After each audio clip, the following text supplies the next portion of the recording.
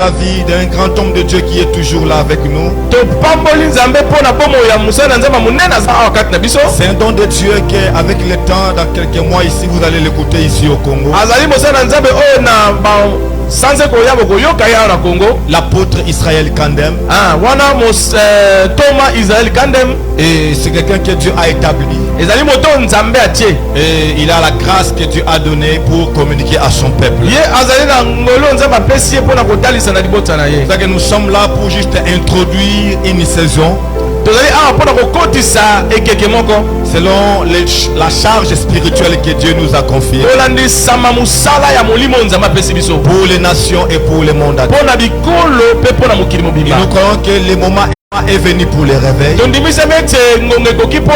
Et nous sommes en train de tout perdre juste pour les réveils.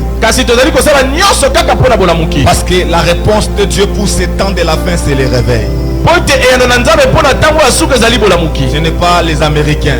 Ce n'est pas Poutine.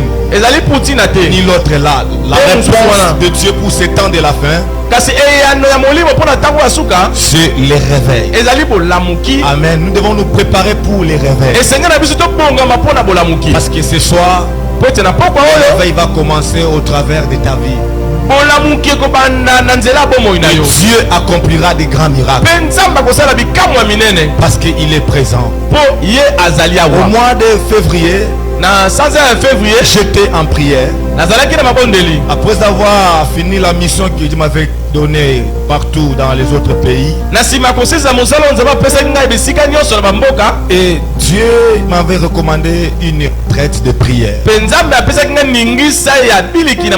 Et Dieu m'a dit, le temps des miracles est encore là. Le temps des miracles est encore là. Et j'ai prié, j'ai posé la question à Dieu. Seigneur, est-ce que tu es vraiment le même? Tu es toujours le même. Dieu m'a dit oui, je suis toujours le même. Seigneur, si tu es toujours le même, pourquoi ce que tu faisais auparavant, ça ne fait pas aujourd'hui?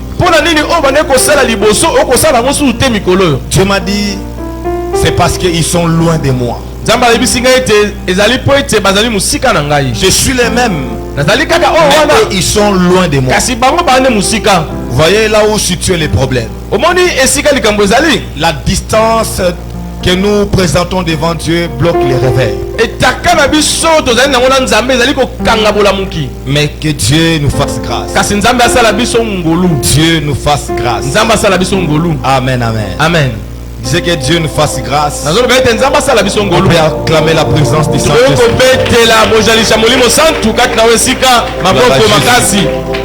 Je disais acclamons la présence du Saint-Esprit. La présence du Saint-Esprit. Gloire à Jésus. Gloire à Jésus. Lèvons-nous. On va lire la parole de Dieu. Parce que notre plus grand thème, cela a été intitulé à mon nom. À mon nom ici, ce n'est pas le nom de l'apôtre glorifié, mais c'est à son nom, Jésus. Je vais te donner les sentiments et l'importance de ce nom-là ce soir. Et tu vas refuser d'échouer avec ces noms dans ta vie. Tu vas refuser d'échouer avec ces noms. Nous sommes dans Matthieu, chapitre 18, le verset 20. Chapitre 18, 20. Je lis. Car là où 2 ou 3 sont ensemble à mon nom, je suis au milieu d'eux.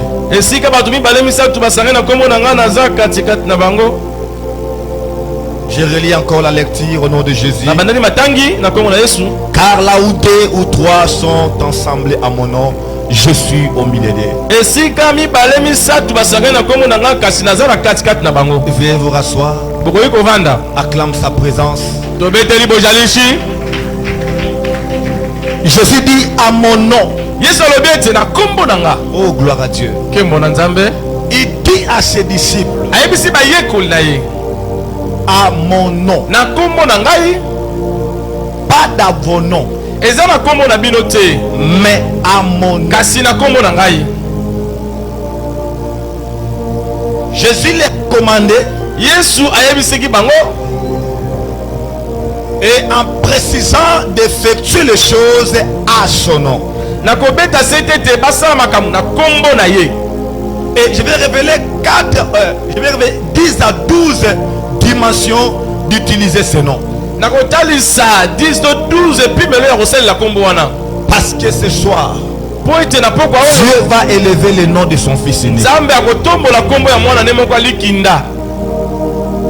Dis à celui qui est à ton côté, ce soir, c'est un moment où Dieu avait prévu depuis l'éternité.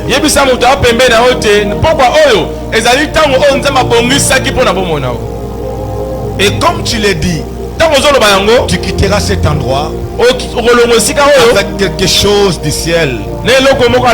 Et Dieu va déverser quelque chose. La puissance de Dieu va se manifester. Amen, amen. Amen. Il dit à mon nom. Je demande aux gens qui sont à la technique de vraiment nous aider pour ne pas qu'il y ait des perturbations dans la présence de Dieu. Amen, amen. Amen. Il dit à mon nom. Pour aller rapidement, cette expression dans la Bible, c'est une déclaration d'autorité. Jésus dit à mon nom, c'est une expression de l'autorité. C'est une délégation spirituelle que Jésus était en train de confier à ses disciples. Parce qu'il disait à mon nom, c'était une expression qui révélait une autorité. Cela révélait une compétence invisible, une capacité cachée derrière son identité, que les disciples devaient comprendre seulement en exerçant ce nom dans le terrain ou sur le terrain. C'est une délégation spirituelle. Donc, il y a quelque chose que Dieu avait délégué. Jésus est en train de déléguer sur ses disciples derrière son nom. Dans la Bible, quand quelqu'un agit ou on agit au nom de quelqu'un, c'est-à-dire cela signifie porter sa puissance et sa réputation, son identité.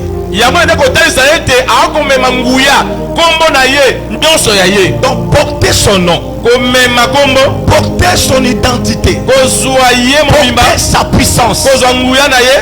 Et quand quelqu'un utilise le nom d'une autre personne dans la Bible, c'est-à-dire vous portez sa puissance, vous portez sa réputation, vous allez agir selon sa réputation.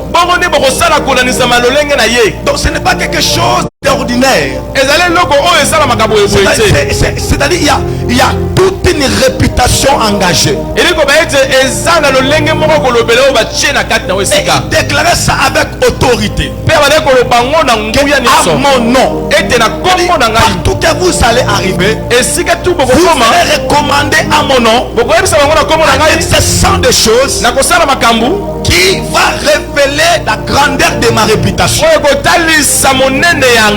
Parce que ce que Dieu ne peut jamais accepter, c'est d'abandonner la réputation et son image. Et Dieu ne peut jamais saboter sa réputation. Il protège sa réputation qui est cachée à son nom. Il a fait cette haute déclaration spirituelle qui révèle l'autorité en disant que à mon nom, vous allez faire des choses et effectuer certaines recommandations divines à mon nom. Et quand quelqu'un vient au nom de quelqu'un, on ne va pas agir selon la personne qui a mené son nom. agir par rapport au nom de la personne qui t'avait recommandé. Parce que ce nom révèle sa grandeur et sa réputation. Cela révèle l'autorité de cette personne. Donc, tu ne viens pas par toi-même. Tu es de la petite taille. Même si tu es illettré, tu n'es pas licencié, mais parce qu'il t'a recommandé de faire quelque chose à son nom, sache bien que tu portes sa puissance, tu portes sa réputation. Dieu ne fait pas grand avec les grands. Dieu ne fait pas grand avec les grands, mais Dieu fait la grandeur avec les petits. Dieu ne commence pas la grandeur avec les grands. Dieu choisit de faire les choses folles. Il était parti ramasser les garçons de Nazareth, des personnes qu'on appelait les hommes de peuple, les gens qui n'avaient pas vraiment beaucoup d'instructions, des simples pécheurs. Mais Jésus les a choisis et il a déposé sur eux son nom. Et avec le temps, il leur a recommandé avec son nom, parce qu'il pouvait agir à son nom. C'est le plus grand problème d'aujourd'hui qui se passe à l'église. À l'église, nous sommes en train de rater certaines choses qui sont liées à son nom.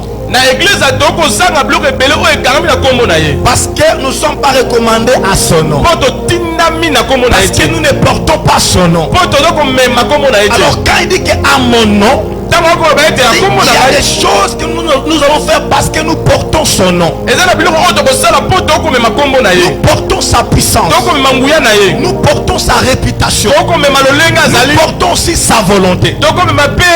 Parce qu'il dit qu'à mon nom, nous allons faire des choses selon sa volonté et par rapport à la puissance sur laquelle il nous a confié. Le nom de Jésus que nous allons exploiter et utiliser ce soir, ce n'est pas un nom simple. Son nom révèle l'autorité déléguée depuis le ciel. Donc agir à son nom, c'est une procuration de sa capacité, une procuration spirituelle. Lorsque vous procurez quelque chose confié par Jésus, la chose là de manière spirituelle va d'abord influencer ton état d'esprit, afin de vivre sa puissance et sa grandeur. La deuxième chose que vous devez savoir à son nom, son nom nous permet de toucher et de faire certaines choses qu'on ne méritait même pas, on pouvait ou toucher la chose par rapport à sa grandeur. Donc c'est l'acte par lequel nous croyons et nous pouvons exaucer ou exercer l'autorité de Dieu. Donc son nom c'est un code pour nous. C'est un moyen qui nous donne l'accès pour utiliser la puissance spirituelle, pour utiliser la puissance de Dieu au travers de ces noms-là. Cela procure une forte autorité. Il y a une forte autorité sur ce nom. Et ça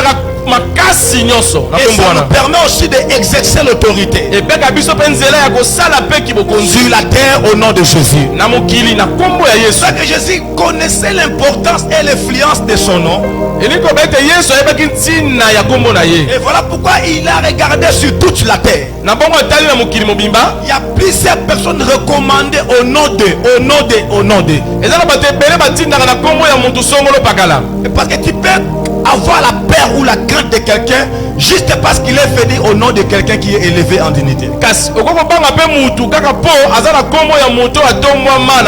que nous devons exercer l'autorité de Dieu sur la terre. Parce que nous utilisons son nom. Nous utilisons son nom pour avoir l'accès dans la puissance de Dieu, afin que cette puissance puisse influencer nos vies, afin de recevoir quelque chose qui ne sort pas de manière humaine.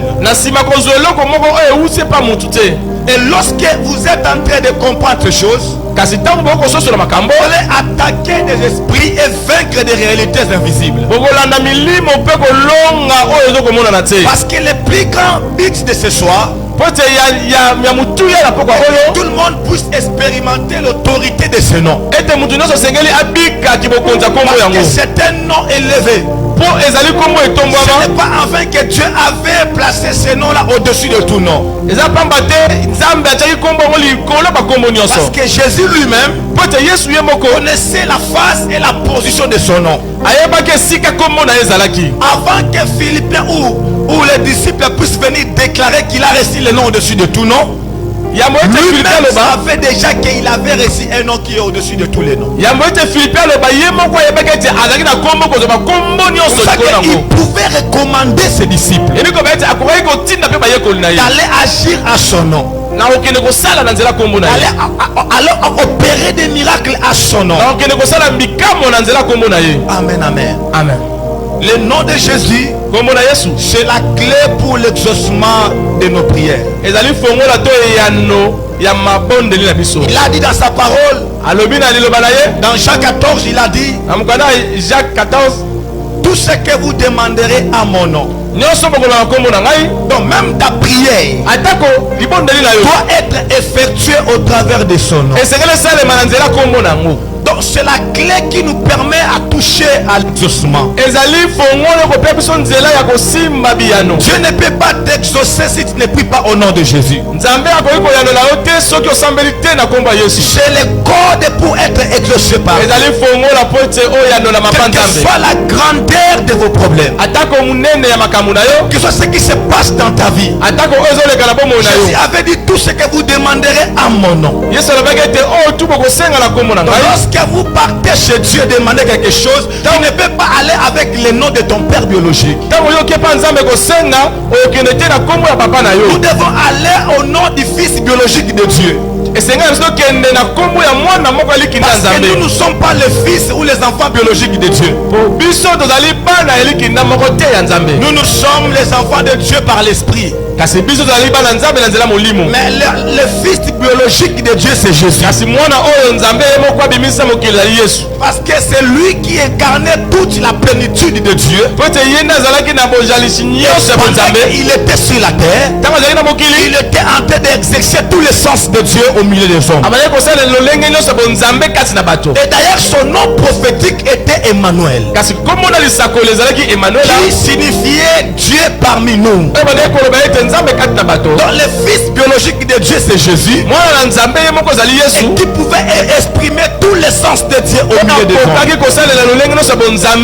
Et quand il veut être exaucé, lui-même il a bien précisé. Il a dit à mon nom. Il a dit que à mon nom, tout ce que vous allez demander au Père vous sera accordé. Donc, le nom de Jésus, c'est le mot de passe à tous nos requêtes de prière. Qui peut prier. Mais si tu ne cites pas ce nom, vous ne serez pas exaucé. Même si on t'amène à Kimbanseke, même si on t'amène chez les marabouts, toutes ces prières-là ne t'apportera pas la paix. Au contraire, ça va vous rajouter des problèmes et des maladies. C'est le seul nom qui va te donner l'accès de toucher ou de recevoir tout ce qui sort de Dieu. Le ciel n'est pas vide. tu veux recevoir tout ce qui est dans les cieux, il faut utiliser ce nom. Son autorité commence à venir en ces lieux. Je sens son autorité commence à venir en ces lieux. Le ciel n'est pas vide. Tout ce que vous cherchez est dans le ciel. La guérison est là-bas. Il y a des puissances.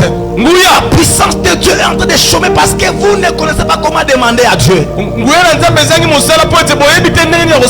des petites maladies dans vos corps. Il y a des cancers, des myomes, des maladies, des handicaps qui ne pouvaient jamais continuer d'être avec vous jusqu'à ce jour. La malédiction continue à vous bloquer parce que jusqu'à présent tu n'as pas encore utilisé son nom. Si vraiment tu utilisais son nom, tu n'allais pas être ce que tu es.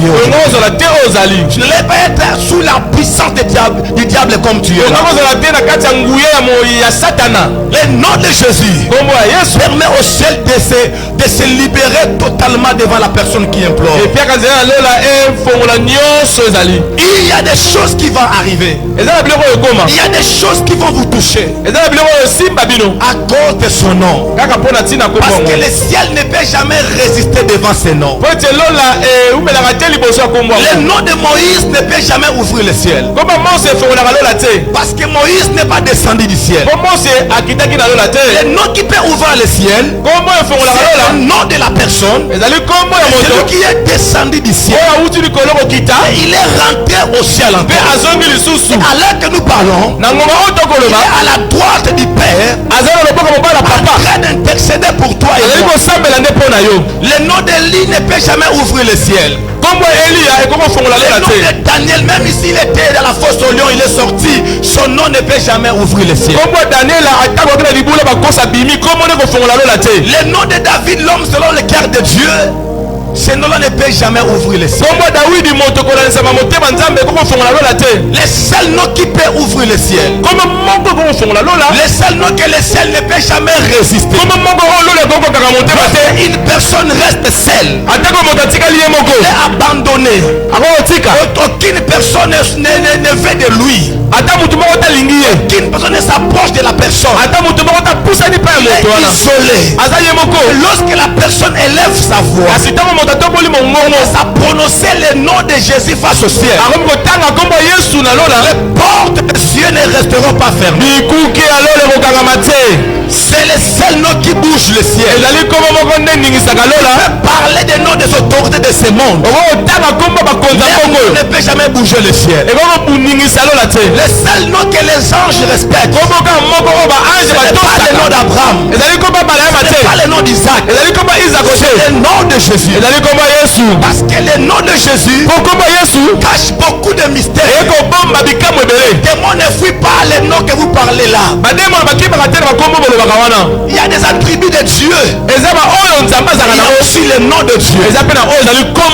Vous devez comprendre ces choses. Si le ciel ne peut jamais résister quand tu prononces ce nom, le royaume des ténèbres fera qu'à trembler tous les jours.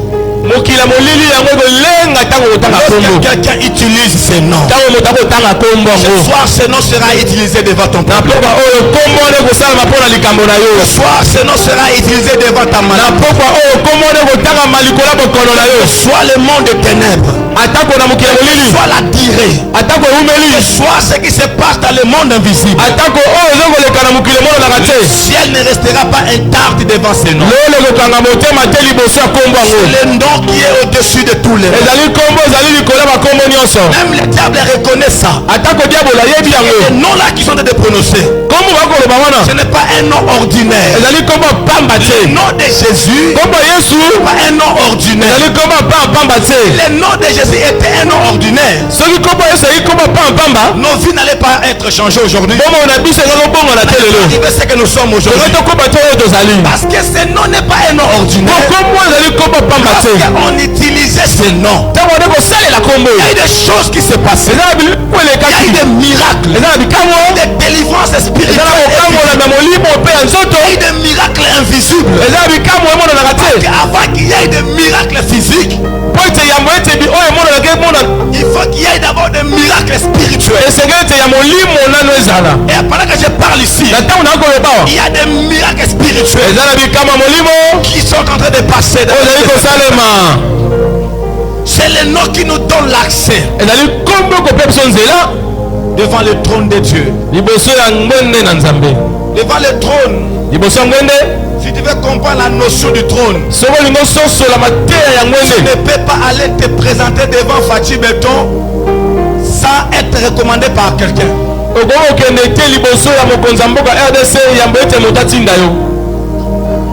C'est le nom qui nous permet de bien se représenter et afin d'être bien reçu.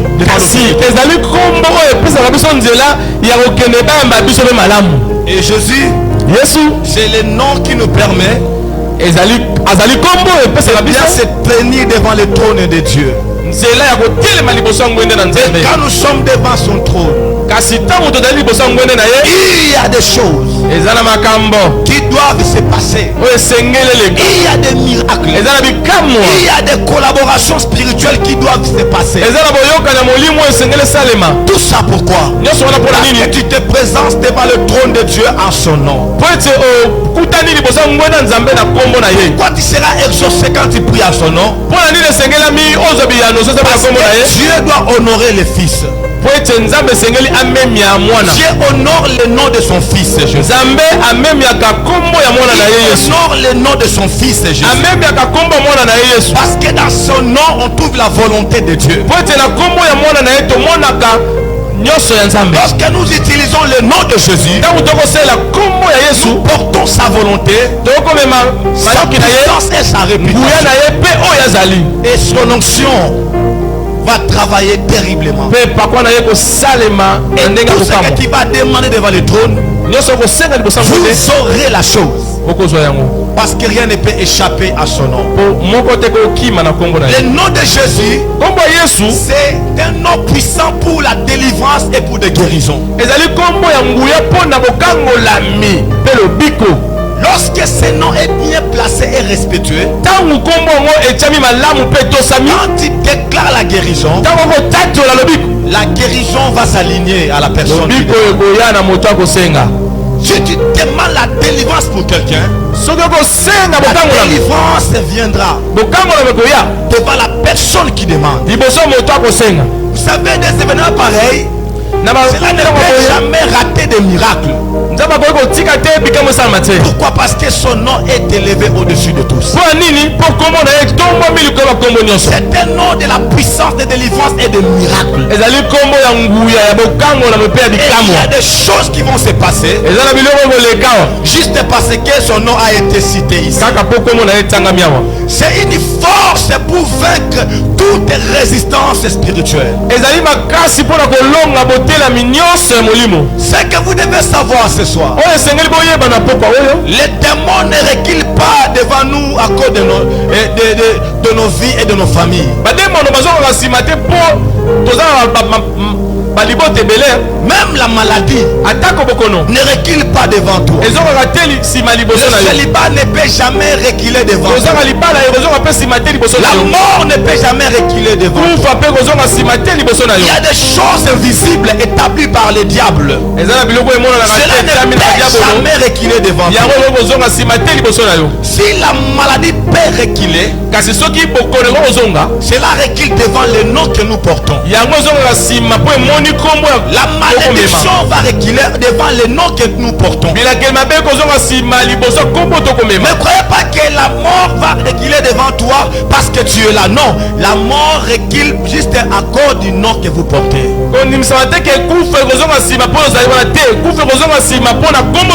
Il y a certaines réalités qui reculent devant nous à cause du nom que nous portons. Le nom de Jésus pousse à certaines choses de se reculer et sortir dans nos vies afin que son autorité prenne place.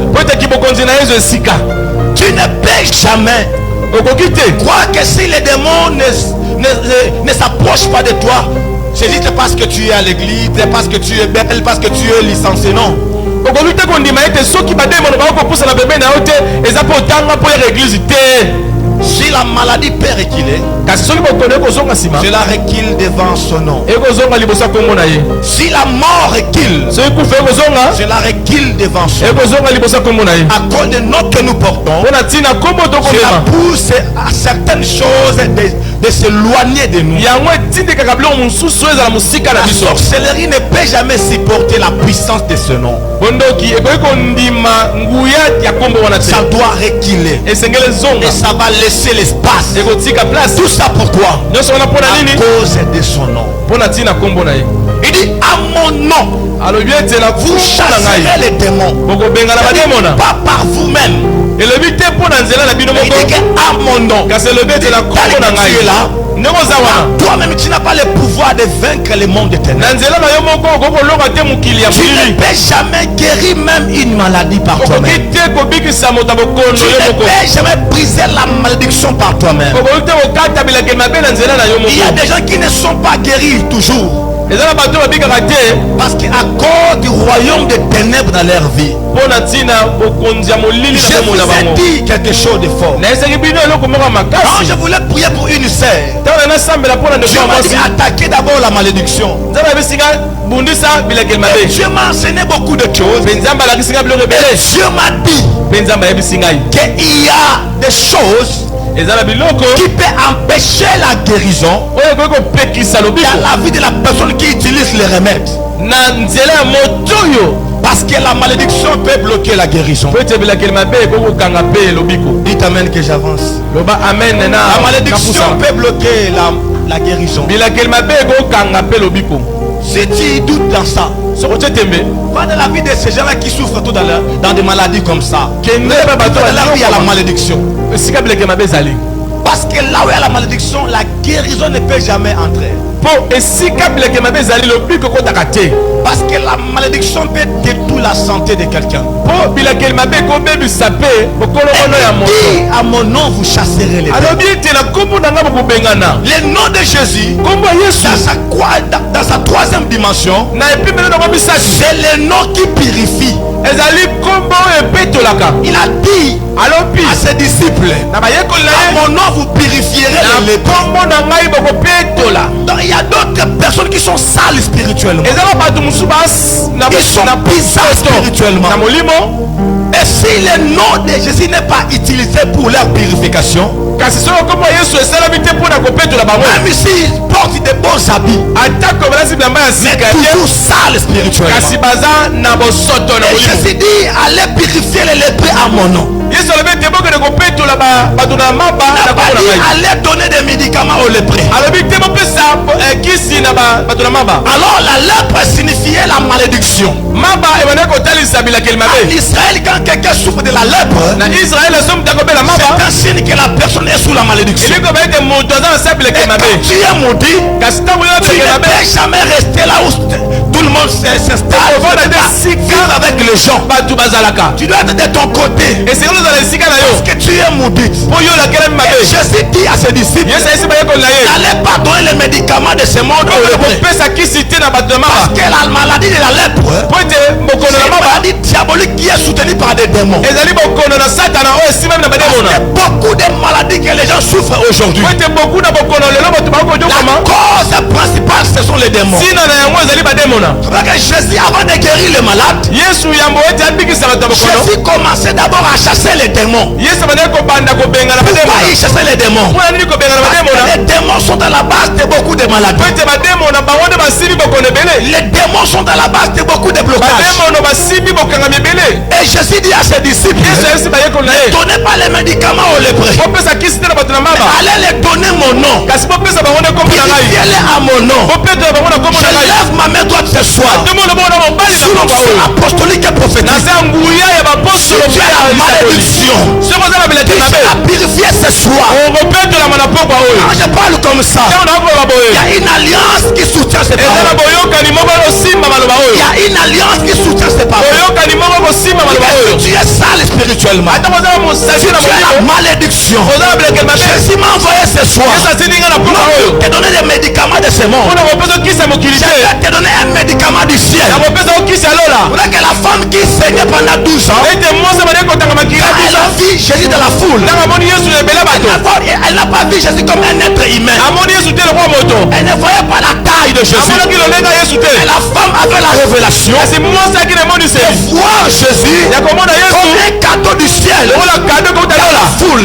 La femme a vu l'onction de la foule. La femme a vu le ciel dans la foule.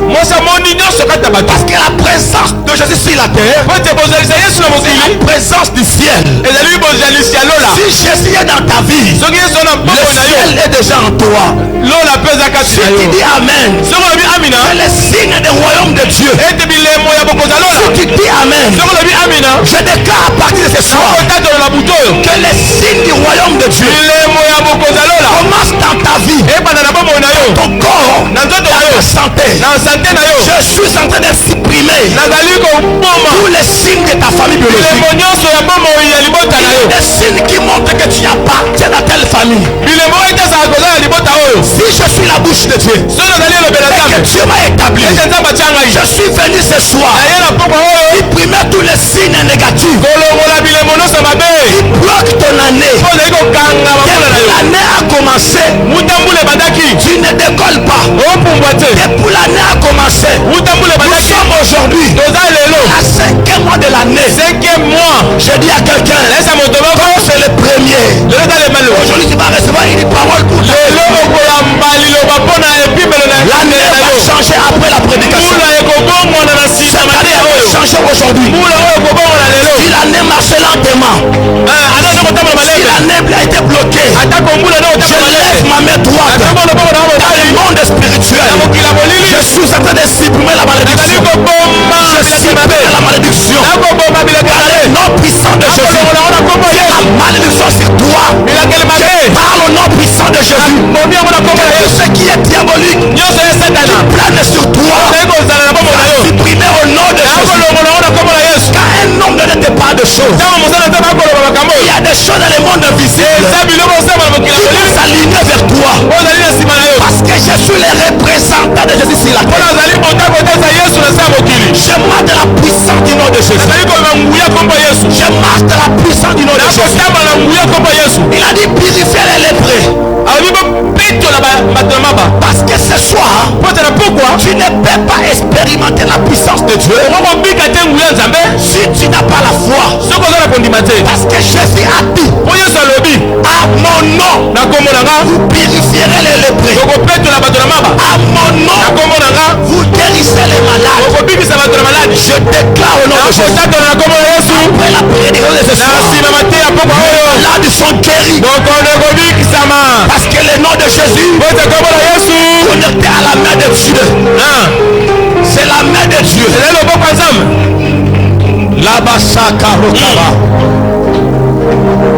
L'année est bloquée parce qu'il y a la malédiction.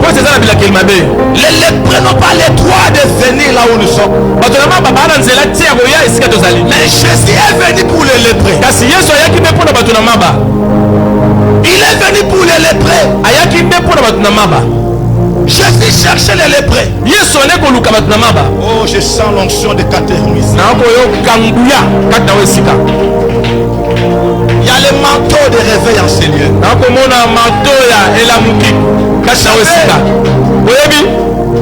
À l'époque, il y avait une femme Catherine Kuhlman. Tellement elle était remplie de Dieu. Elle portait un manteau prophétique de miracles terribles. Et quand j'ai su son histoire, les ambulances venaient entendre Catherine Kuhlman. Pendant qu'il s'est reposé devant sa maison, les ambulances des cas compliqués étaient là. Ils croyaient que si on part à l'hôpital, on peut mourir.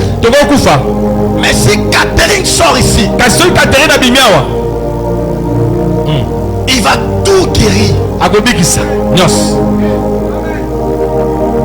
Et tout ça, la femme là le faisait avec quel nom?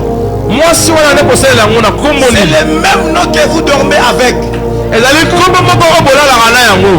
même nom que vous êtes en train d'être incité avec ça. Le seul nom qui libère les gens de la malédiction. Le nom qui change ton histoire.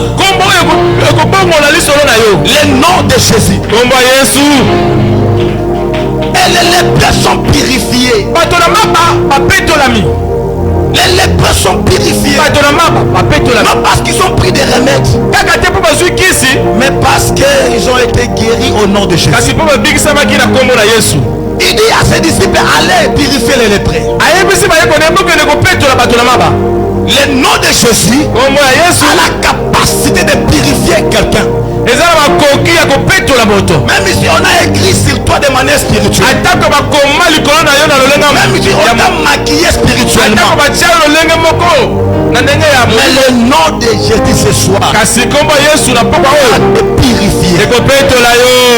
Vous serez purifiés. Les démons ne reculent pas devant toi,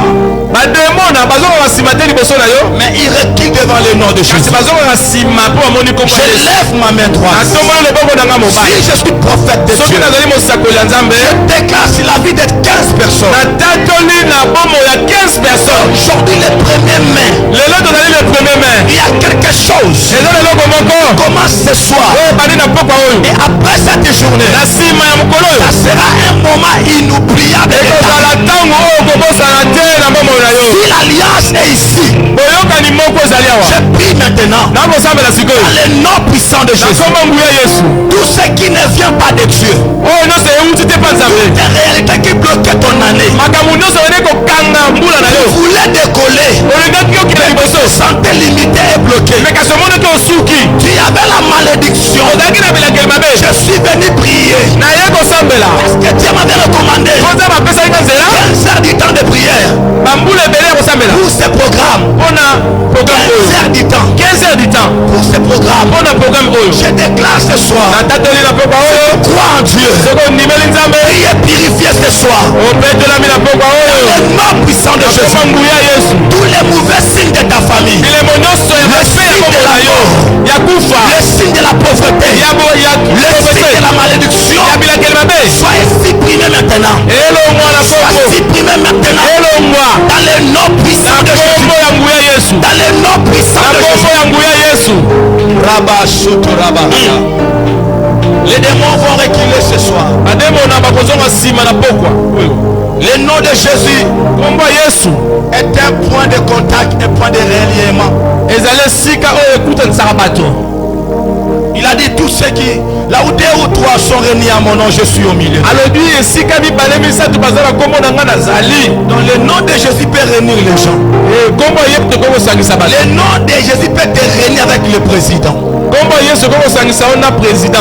de Jésus peut te réunir avec les députés. Le nom de Jésus peut te réunir avec les Indiens. Le nom de Jésus peut te réunir avec les Américains. Le nom de Jésus peut te réunir avec les Camerounais. C'est le nom qui réunit. Là où il y a le nom de Jésus, si tu vois la division, c'est que le diable est derrière.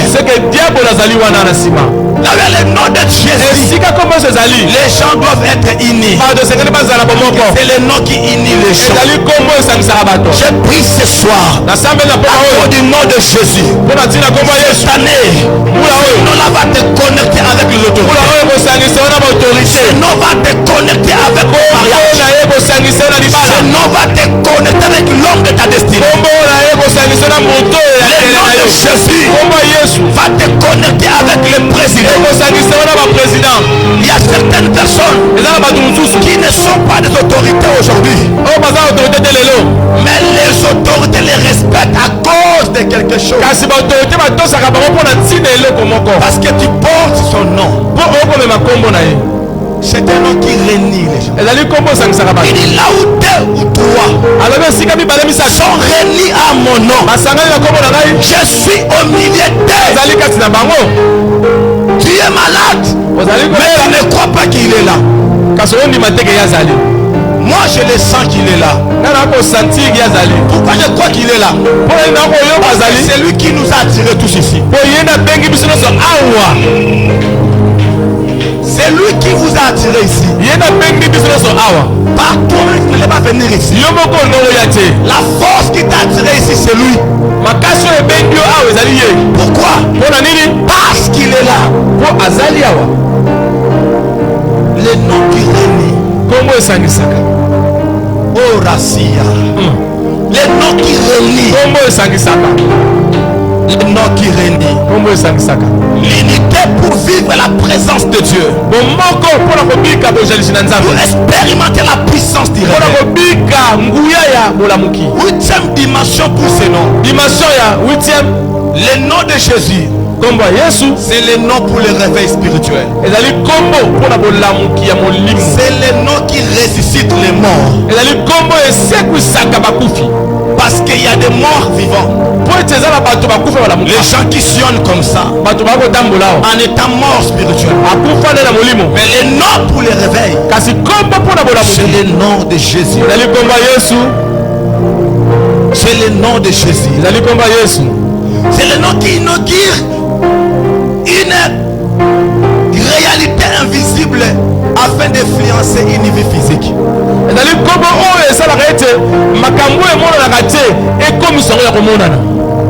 C'est un nom qui nous donne l'accès de prendre la puissance dans la présence de Dieu et de communiquer aux malades.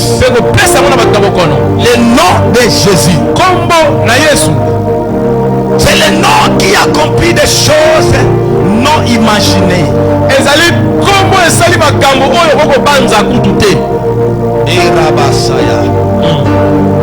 Ce soir tu vas expérimenter ces noms. C'est un nom de la procréation. On peut procréer des choses que tu as perdues.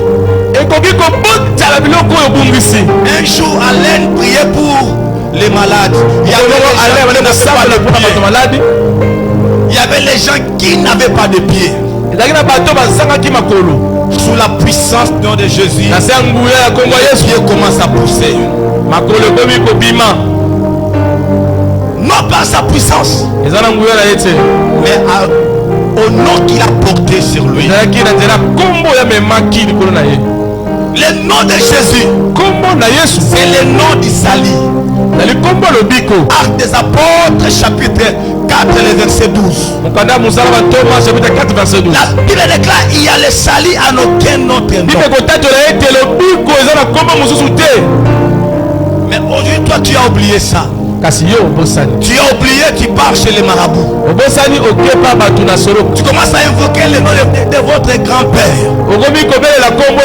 Parce que tu as oublié le seul nom pour les salis. Le nom de Jésus, c'est le nom du sali. Il y a les salis en aucun autre nom. J'annonce le nom du sali ce soir. Si tu es encore dans les ténèbres, quitte les ténèbres. Il y a un seul nom pour les salis. C'est le nom de Jésus. Fais des efforts afin que tes enfants connaissent le nom du sali. Le nom du sali, c'est le nom du sali. Le nom de Jésus. Le nom de Jésus. Il dit que nous t'avons bicate. Libanda kombo nanga. Donc il dit des choses sur son nom pour nous révéler que son nom incarne l'autorité.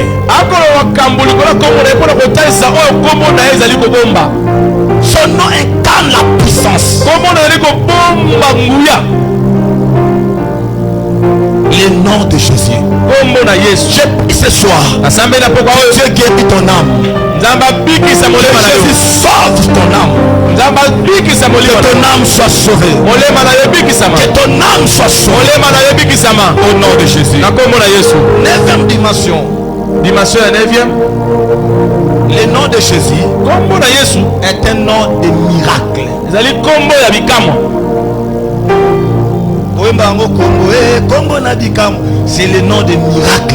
Ezali kombo ya bikamwa. Le nom de Jésus c'est un nom de miracle. Kombo na Yesu ezali kombo ya bikamwa. Tu ne peux pas porter ce nom et tu demeures encore malade. Le nom de Jésus, c'est un nom de miracle. C'est le nom de miracle. Si dans ta vie il n'y a pas de miracle, c'est parce que tu préfères prendre même la place de Dieu. Le nom de Jésus c'est un nom de miracle. Il dit voici les miracles qui accompagneront ceux qui auront crié à mon nom. Il y a quelqu'un qui a crié à son nom ce soir. Il dit voici les miracles. Lui-même nous a montré les miracles. Mais si je ne vois pas ces miracles, je ne porte pas son nom. Il y a un problème. Tu portes le nom de Jésus, tu ne vis pas les miracles. Pourquoi? Parce que c'est que tu ne comprends pas. Oh mon Dieu. Il y a quelque chose qui se passe entre toi et ce nom-là. Le crédulité face à ce nom. Tu n'as pas la foi à son nom. Quand tu as des problèmes, gratuitement tu prends le téléphone, tu appelles Yaya, tu appelles oncle, mais tu n'as pas le temps d'appeler ce nom. Plusieurs riches meurent chaque année parce qu'ils n'ont même pas le temps d'appeler le nom de Jésus. Dès qu'il sent des malheurs, directement il appelle l'hôpital. Il n'appelle pas Dieu. Alors c'est le nom de miracle. Il m'a dit voici les miracles. C'est-à-dire observez les miracles. Regardez les miracles qui accompagneront ceux qui ont cri à mon nom. Ils chasseront les démons. Si tu ne chasses pas les démons, les démons vont te chasser. Même dans tes droits, même dans ta propre maison, même dans ton travail, les démons peuvent te chasser. Jésus dit chasser les démons. Il dit chasser les démons. C'est le premier miracle. Il dit chasser les démons. Combien d'entre nous ici qui chassent les démons? Tu dors la nuit. Tu es accablé par la sorcellerie. Les démons te manipulent la nuit. Ils ne dorment même pas. Tu fous même des milliers à cause de la sorcellerie. Si tu as le Saint-Esprit, chasser les démons. Je dis que si tu as le Saint-Esprit, chasser les démons. Il dit vous chasserez les démons à mon nom. C'est un nom de l'autorité. Chasser les démons. Parce que chasser les démons. Tu ne vois pas clair dans ta vie. Je suis venu te dire ce soir, chasser les démons. Si tu ne chasses pas les démons, l'année ne va pas décoller. Les démons peuvent bloquer les saisons. Ils peuvent bloquer des diplômes. Mais le nom de Jésus peut libérer ton diplôme. Le nom de Jésus peut libérer ton nom. Même ton identité peut être libérée au nom de Jésus. C'est le nom qui chasse les démons. On ne chasse pas les démons au nom de Tata Honda. Oh de Kipavitatel. Non, on ne chasse pas les démons avec les encens. Pourquoi les diables travaillent trop avec les pratiques? Pour vous enlever la confiance sur le nom de Jésus. On a préféré amener la bakisi, ma pesi na bokoko. Mais dans la première autant dans le nom de Jésus. Là que les réveils arrivent pour que tous les micous qui changent. Même les maquillonistes qui font des prophéties là, ce sont des paresseux. Ils ont perdu la force de chercher Dieu vivant. Mais le nom de Jésus, c'est le nom qui chasse les démons. Si tu chasses les démons, allez par l'océan. Non. Pour te dire, pour ton information, le monde spirituel là, l'eau que vous voyez, c'est un monde spirituel. Là où proviennent les esprits des eaux. L'eau, c'est un monde spirituel. C'est un monde spirituel. À mon nom vous chasserez les démons. À mon nom vous chasserez les démons. La deuxième des choses, il a dit, sur son nom il a dit, vous guérissez les malades. Elle a accompli de grands miracles. Tu ne peux pas échouer avec ce nom. Tu ne peux jamais échouer avec ce nom. Les sorciers ne peuvent pas te bloquer pendant que tu as ce nom. Je prie ce soir au nom de Jésus. Ton année va marcher. Et que cette année, il y a des choses qui vont arriver. Parce que le nom de Jésus est prononcé. Là où le nom de Jésus est prononcé, la puissance de Dieu est démontrée. Là où Jésus est bien proclamé, la puissance est démontrée. Ce soir, il y a quelque chose dans ton corps qui est en train de partir. Parce que quand Jésus est proclamé, la puissance de Dieu est démontrée. Quand Jésus est proclamé, la puissance de Dieu est démontrée. Il a dit démontrer ma puissance au travers de mon nom. Il fallait que quelqu'un est guéri. C'est un signe que la puissance de Dieu est démontrée. Il dit que ressusciter les morts. S'il y a des morts cette année, ils seront ressuscités au nom de Jésus. Ne sois pas percé dans l'air toujours à l'hôpital. Par exemple, il faut démontrer la puissance de ce nom. Il y a des choses invisibles. Il y a des choses cachées. Il y a des forces de ténèbres qui te quittera ce soir. Au nom puissant de Jésus. Quelque chose va bouger en toi ce soir. Parce qu'il à mon nom, il c'est les malades. Il y a beaucoup de malades qui seront guéris ce soir. Celui qui te parle ici, c'est un prophète de Dieu. Je sais de quoi je parle. Il y aura des disparitions de douleurs.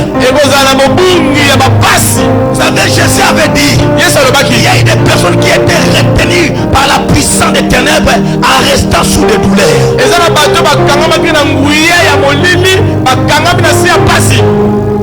Je prie ce soir que El Shaddai te raconte maintenant. Parce que Jésus est proclamé. Sa puissance est démontrée. Parce que Jésus est enseigné. Sa puissance est démontrée. S'il y a le célibat dans ta vie, au nom de Jésus, sois libre maintenant. À mon nom, je suis venu au nom de Jésus. Il y a une puissance sur moi. Il y a une onction sur moi. Il a dit guérissez les malades. Il a dit libérez les lépreux. Purifiez les lépreux. Je suis venu purifier quelqu'un qui est sous la malédiction. Sa vie est condamnée. Sa vie est détruite. Sa vie est limitée. Je suis venu annoncer ce soir le nom puissant de Jésus. Sois délivré. Sois délivré. S'il y a quelque chose diabolique qui marche avec toi, il a vaincu Satan et les démons. Il a chassé les démons. Je crois crois de tout mon cœur. Le nom de Jésus sera élevé. Ce soir, a élevé le nom de son fils. Le nom du fils unique de Dieu sera élevé. Le nom du fils unique de Dieu sera élevé ce soir. Le nom de ton père, de ton oncle, le nom de celui qui a vaincu Satan à la croix. Il n'a pas échoué. Il a vaincu. Au nom de Jésus, tout genou fléchisse. Tout genou fléchisse. Dans ces mois de mai, je déclare les ouvertures. Dans ces mois de mai, je déclare un mois de bonheur, un mois de miracle. Vous serez accompagné de miracles. Et toi-même tu vas expérimenter cela. S'il y a quelqu'un quelque part qui cherche la mort, au nom de Jésus, personne sera renversé. Parce qu'à son nom, vous purifierez les lépreux. À son nom, vous aurez une nouvelle identité. À son nom, tu as la possibilité de toucher ce qui t'avait été interdit. Au nom de Jésus, rejoignez ta place. Il y a certaines personnes qui sont déclassées de la vie. Ta vie est tourmentée par des démons. Tu étais en haut, mais maintenant tu es en bas. Tu ne comprends pas le sens de ta vie. Derrière le champ, tu ne décolles pas. Tu ne changes pas. Pleure pendant que personne ne te comprend. Tu essaies à expliquer les gens. Personne ne sent les douleurs que tu sens dans ton cœur. Mais je dis à quelqu'un, Jésus connaît ton Dieu. Il a rappelé à Simon. Simon, je connais cette femme. Pourquoi il a rappelé à Simon? Parce que Simon doutait de Jésus. À son cœur, Jésus sonde le cœur de tout le monde. Jésus tourna vers Simon. Il dit Simon, je connais cette femme. Je connais cette femme. Elle a fait ce que tu n'as jamais fait. Je prie maintenant. Je vois tes sacrifices. Que l'éternel Dieu Tout-Puissant voit les sacrifices. Les hommes ne voient pas. Je vois ta foi. Les hommes ne voient pas. Les gens voient le courage. Mais Dieu voit la foi. Les gens voient le courage. Mais Dieu voit la foi. Je prie que tes sacrifices te parlent maintenant. Les choses que les autres ne voient pas. Que Dieu t'exauce ce soir. Et on va passer par la guérison miracle. On va passer par la guérison miracle. Qui veut être guéri? Ne doutez pas, élevez les mains. Toi, Seigneur. Le Dieu des actes des apôtres est présent ici. Le Dieu des apôtres est ici. Il n'a jamais cessé d'être Jéhovah Rapha. Il n'a jamais cessé d'être Jéhovah Rapha. Il n'a jamais cessé d'être Jéhovah Rapha. Dans les actes des apôtres, les apôtres n'ont pas utilisé d'autres choses.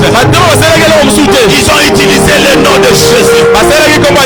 Tellement il y avait beaucoup de miracles à son nom. Et ça interdit de parler de ce nom. Parce que le nom de Jésus crée aussi des divisions. Il y a certaines personnes qui se sont divisées à cause du nom de Jésus. Parce que tu portes le nom de Jésus, la famille est divisée. Parce que le nom de Jésus peut aussi diviser les familles. Ils sont dans les ténèbres. Ils ne jamais supporter ce nom. Ils ne peuvent pas supporter ce nom. C'est un nom de miracle. C'est le nom du salut. C'est le nom de destinée. Je déclare maintenant, même ici, tu n'as pas fait de grandes études, mais tu feras de grandes choses avec Dieu. Ton amène est trop bas. Que même si tu n'as pas beaucoup de capacités, le nom de Jésus est une capacité. Tu dépasses les capacités.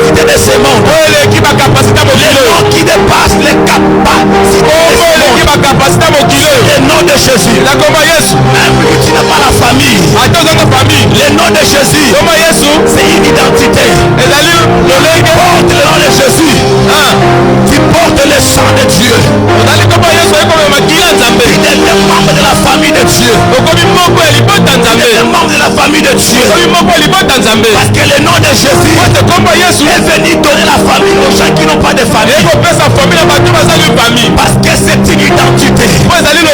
À partir de ce soir, au nom de Jésus, à partir de ce soir, au nom de Jésus, tu vas recevoir une nouvelle identité. Une nouvelle identité. L'identité de votre famille va disparaître. Et que ça va disparaître dans le nom puissant de Jésus. Dans le nom puissant de Jésus. Dans le nom puissant de Jésus. Je sens le feu de Dieu en ce lieu. Je sens le feu en ce lieu. Élevez les mains. Parce que maintenant, il y a des choses invisibles qui vont devenir visibles. La puissance du Saint-Esprit. Jésus-Christ lui-même est capable de faire exister les choses qui n'existent pas. Il appelle à l'existence. Comment Dieu peut appeler les choses qui n'existent pas devenir exister? Dieu l'appelle au travers de Jésus. Je prie maintenant, même toi qui me suis en direct, dans le nom de celui qui a vaincu Satan, les apôtres n'ont pas ajouté beaucoup de choses. Ils ont seulement utilisé le nom de Jésus. Les apôtres n'ont pas utilisé autre chose. Ils ont seulement utilisé le nom de Jésus. Le nom de Jésus. Élevez les mains, élevez les mains. Le nom de Jésus annule les césariennes. Le nom de Jésus annule les césariennes. Le nom de Jésus annule la mort. Si on avait écrit la mort sur ton visage, délivré de la mort. Il y a une forte chance liée. Dieu veut libérer les gens qui sont condamnés par des maladies diaboliques.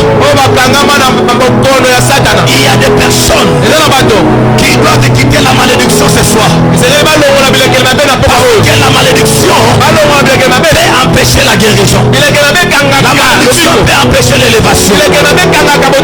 Je vois quelqu'un qui est guéri des reins ce soir. Je vois quelqu'un d'être guéri des reins. Les reins sont guéris. Je vois quelqu'un encore qui souffre des hémorroïdes diaboliques. Tu es délivré ce soir. Tu es délivré ce soir. Tu es délivré ce soir. Mon frère, tu ne mourras pas au mois de mai. Tu ne mourras pas au mois de mai. Que je déclare là-bas. L'ange me montre une croix. Une croix sur toi. Il y a une chose qui te suit spirituellement. Je suis prophète de Dieu. Nous sommes en direct. On a la possibilité d'annuler cela. Parce que Dieu fait toutes choses pour un but. Des fois d'être ici, c'est pas ton programme. Mais Dieu avait imposé comme ça. Enlever la mort. Je suis le 24 mai. Je suis le 24 mai. Je suis le transfert en Galiema. Mais Dieu me parle clairement. Et cet esprit de mort, c'est pour choquer la vie de quelqu'un. Parce que je suis homme de Dieu. Parce que Dieu m'a établi dans le monde spirituel. Il m'a doté un mandat. Porte un manteau prophétique différent. Les choses et les choses arrivent. Je prie pour toi. Parce que tu as touché ça, c'est une alliance. La mort est partie. Je dis que la mort est partie. Mais le 18 mai, tu vas remarquer des forts malaises dans ton corps. Tu auras même la peur. Je dis que le 18 mai, humains. Pourquoi ça va arriver? Pour demander que Dieu ne blague pas quand il te parle en public. S'il y a quelqu'un au Rabashaya, parce que les dès que nous prions, il ne partage, il ne peut jamais diviser de famille. Mais le nom de Jésus peut diviser de famille. C'est là qui croit aux coutumes, qui croit à la coutume de Dieu. Mais pas que je suis prophète de Dieu. Dieu ne sera pas enterré. Parce qu'il avait prévu l'enterrement le 4 juin. Mais Dieu Tout-Puissant m'a dit 2026, ce n'est pas la dernière année de ta vie. J'ai pris pour toi. J'ai pris pour toi. Lève la main. Que les mauvais sorts ne t'arrivent pas. Cette année tu es purifié. Que Dieu te donne la victoire. Le combat familial. Quiconque combat ton esprit, qui chasse ta vie, je prie maintenant dans le nom puissant de Jésus. Tu ne mourras pas cette année. Tu ne mourras pas cette année. Reçois la guérison maintenant. L'ange te tire en ce lieu. Si quelqu'un est Marasaya Baba, celui qui est fatigué de la maladie, c'est ton jour. Ça sera un moment inoubliable. Dans le nom de Jésus, recevez ta guérison. Jésus n'a pas touché la femme. C'est la femme qui a touché Jésus. Parce qu'elle avait la foi. Si tu crois dans ce que je parle ici, tu es guéri. Tu es guéri. Tu es guéri. Tu es guéri. Tu es guéri. Il y a une forte gloire de Dieu en Seigneur. Tu es guéri. Tu es guéri. Jésus n'a pas touché la femme. La femme avait touché Jésus par la foi. Tu es guéri. Touche-la, tu es guéri. Tu es guéri. Tu es guéri. Tu es guéri. Reçois la guérison. Là-bas, attention. Recevez la guérison. Tu es guéri. Tu es guéri. La puissance de Dieu a enseigné. Tu es guéri. Tu es guéri. Tu es guéri. Roboshinda Baba Baba. Tu es guéri.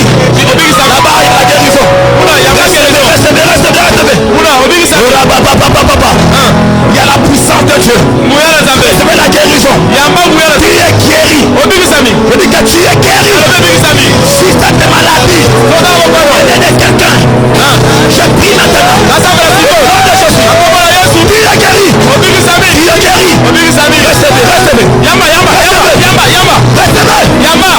Recevez. La puissance de Dieu est là.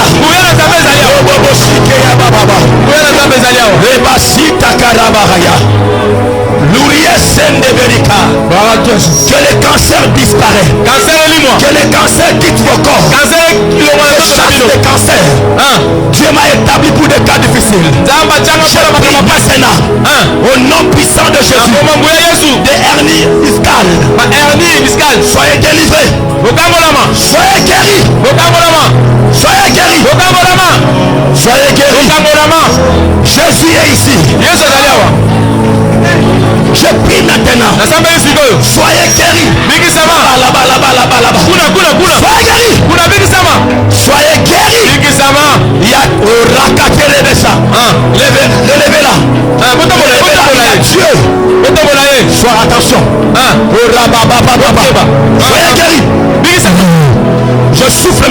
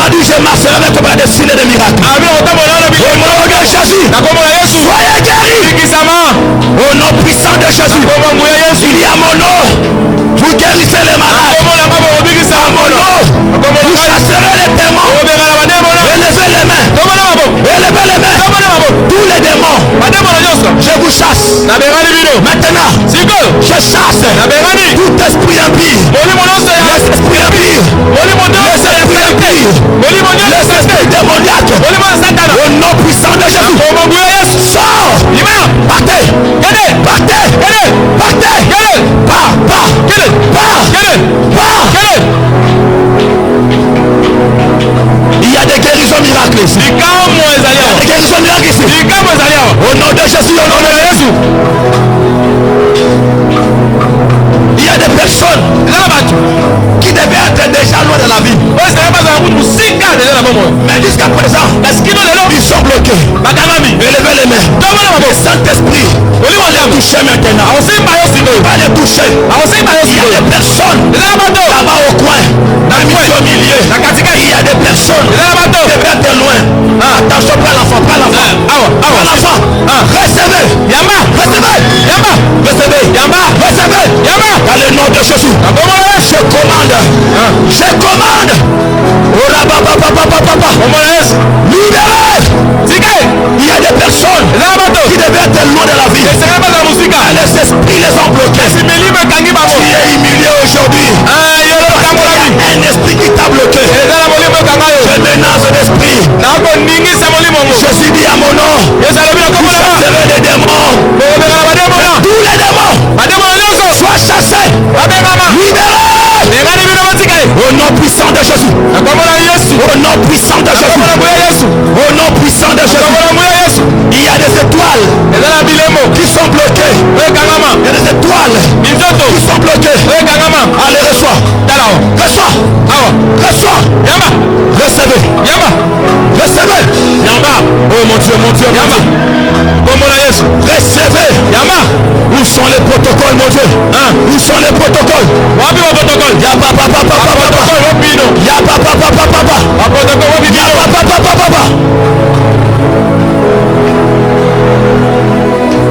Recevez. Ceux qui sont assis, levez-vous. Tiens, on te les étoiles. Il y a certaines personnes qui devaient être déjà loin, mais ils sont bloqués jusqu'aujourd'hui par des puissances des ténèbres. Au nom de Jésus, que l'onction touche. Touche-la.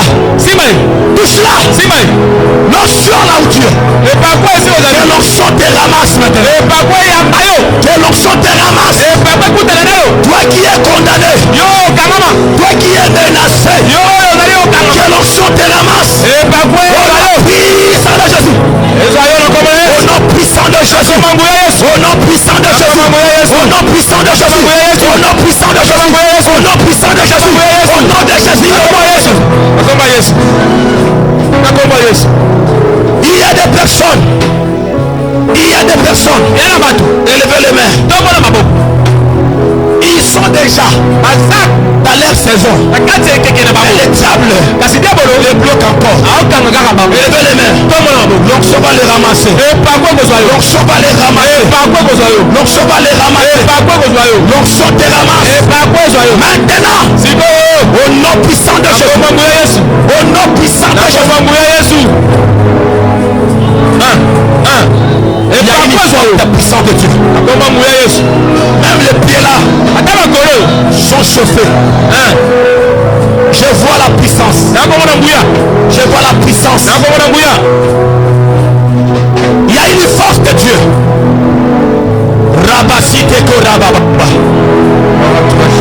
La nez va marcher.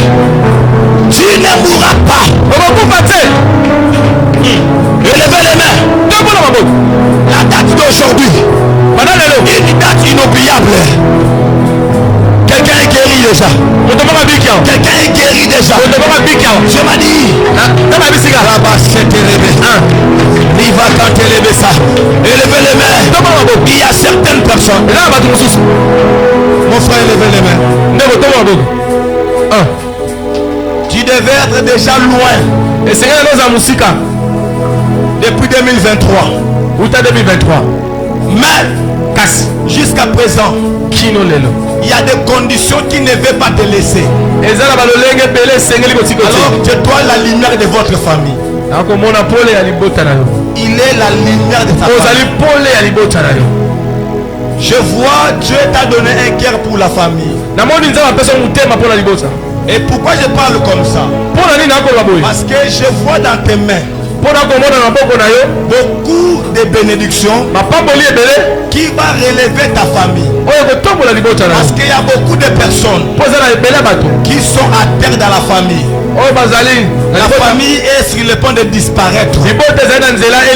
Mais je te vois, Dieu me montre clairement.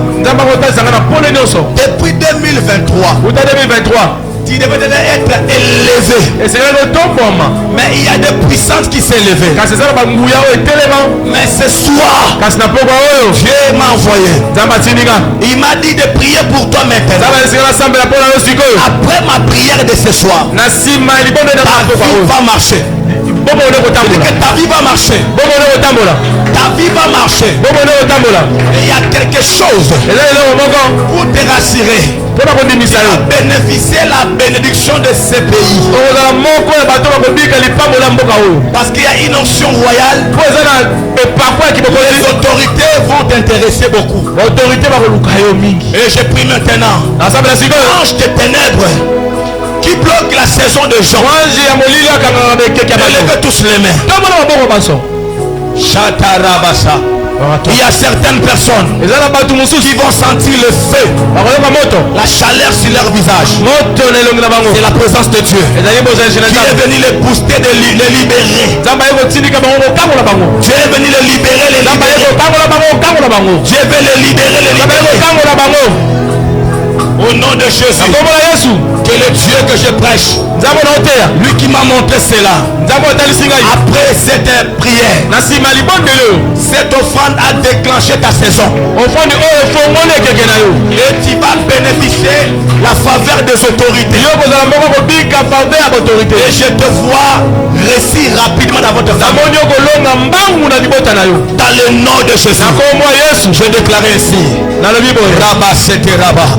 Même toi qui me suis en direct, si je suis homme de Dieu, et que c'est Dieu qui m'a parlé, Dieu m'a dit sois à 15 heures du temps par jour dans la prière.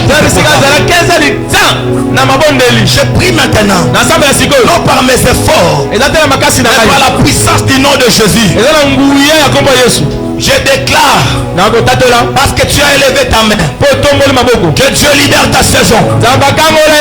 Fais au nom de Jésus. Fais au nom de Jésus. Le feu qui purifie. Le feu qui purifie. Je prie pour ton corps. Sois purifié. Sois purifié. Sois purifié. Amenez-le devant ici. Il y a quelqu'un qui est là. Attention aux caméras. Rekatelebosia. Shatabababa. Ikareketelebesaya. Shendarabasaya. Oh, le Dieu des prophètes est présent, Seigneur. Je vois les gens marcher sur les épines, ça fait des semaines passées. Dieu m'a dit, l'heure est arrivée. Tu ne marcheras plus sur les épines. Que Dieu ne marche jamais. Tous les problèmes qui vont arriver cette année ne viendra pas pour te diminuer, mais ça viendra pour te lever davantage. Tu vas effectuer des grands voyages cette année. Tu feras des grands voyages dans le nom de Jésus. Que Dieu guérit les malades. Que Dieu guérit les malades. Que Dieu guérit les malades. Quel que soit le nom de la maladie, tu es guéri. Tu es guéri. Frère, lève-toi. Je déclare au nom de Jésus. Au mois de juillet, on ne va pas t'opérer le cœur. On ne va plus.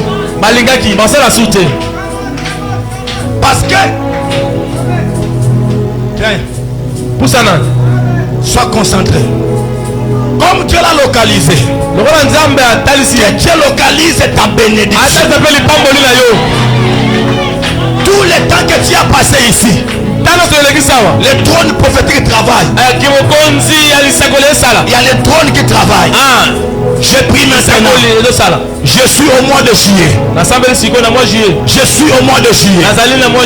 J'annule tous les plans de l'ennemi. Au nom de Jésus. Au nom de Jésus. Au nom de Jésus. Au nom puissant de Jésus. Au nom puissant de Jésus. Dans le nom puissant de Jésus. Merci Jésus. Je vais lever tous les mains.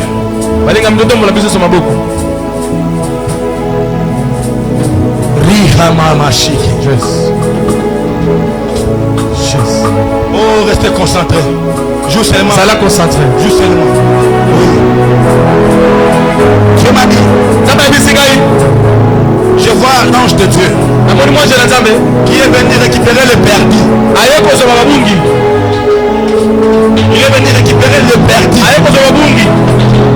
Après cette prière, tu vas remarquer ta vie va prendre la route. Si quelqu'un était devant toi, personne n'est écrasé. La personne est écrasée. Au nom puissant de Jésus. Élevez les mains, soyez concentrés.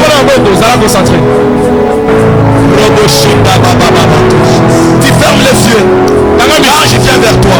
Il y a d'autres personnes qui seront touchées par la puissance de Dieu. Il y a certaines personnes qui seront touchées par la puissance de Dieu. Les yeux sont guéris. Les yeux sont guéris. Les yeux sont guéris. Les yeux sont guéris. La guérison des yeux maintenant. La disparition. La disparition de maladie satanique.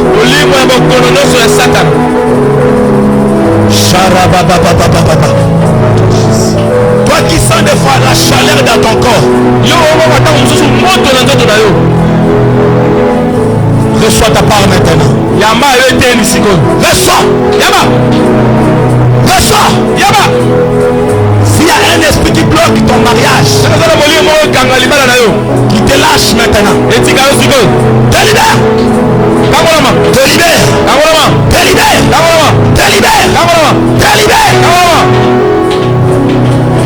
Il y a des maladies de perte des appendicites. Qui sort.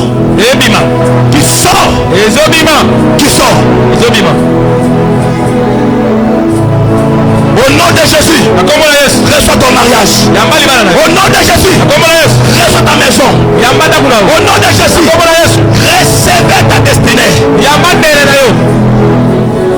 Au nom de Jésus, recevez ta part. Tu es délivré. Si devant toi il y avait les dangers, après la prière de ce soir, le danger est parti. Au nom de Jésus. Au nom de Jésus. Jésus guérissait les malades. Et Jésus vous guérissez tous. Une force sortait de lui. Et ça guérissait tout le monde. Au nom de Jésus. Au nom de Jésus. Au nom de Jésus. Au nom de Jésus. Au nom de Jésus. Élevez les mains. Commence à remercier Dieu. Parce que Dieu m'a dit, il a changé le programme de ta vie cette année. Changement de programme. Changement de programme. Il y a les exigences du ciel.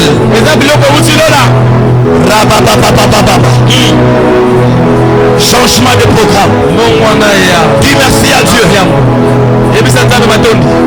Dis merci à Dieu. Parce qu'il a accompli des grands miracles. Tu rentres chez toi avec une dose surnaturelle. Tu rentres chez toi avec une puissance de Dieu qui change complètement ta destinée. Levez les mains. Que personne ne sorte. Restez debout. Je vais prier pour continuer. Avant de passer le micro. Levez les mains. Dis à Dieu. C'était important pour moi d'être ici. Prie là où tu es. Sambela. Prie là où tu es. Sambela. Prie là où tu es. Sambela. Prie là où tu es.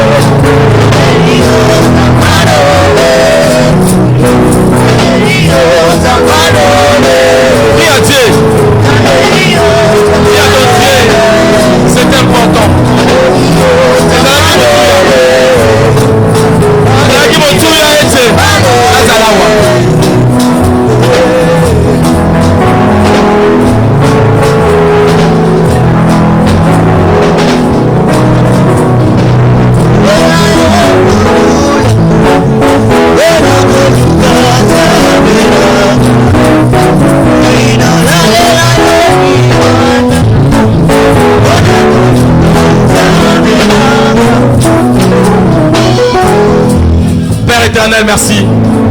Merci Seigneur parce que tu es là au milieu de nous. Merci parce que tu as accompli ta parole.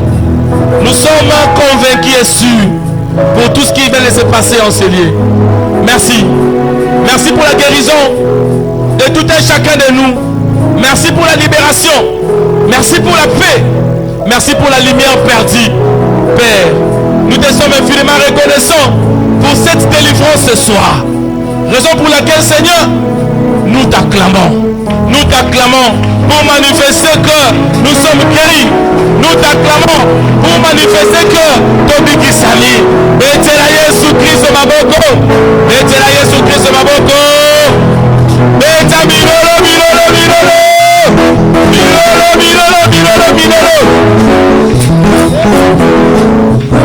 Est-ce qu'il y a quelqu'un qui est guéri ce soir? Je pose la question, est-ce qu'il y a quelqu'un qui est guéri ce soir? S'il y a quelqu'un qui est guéri ce soir, tu vas manifester ta guérison en te levant et acclamer pour Jésus. Acclame pour Jésus.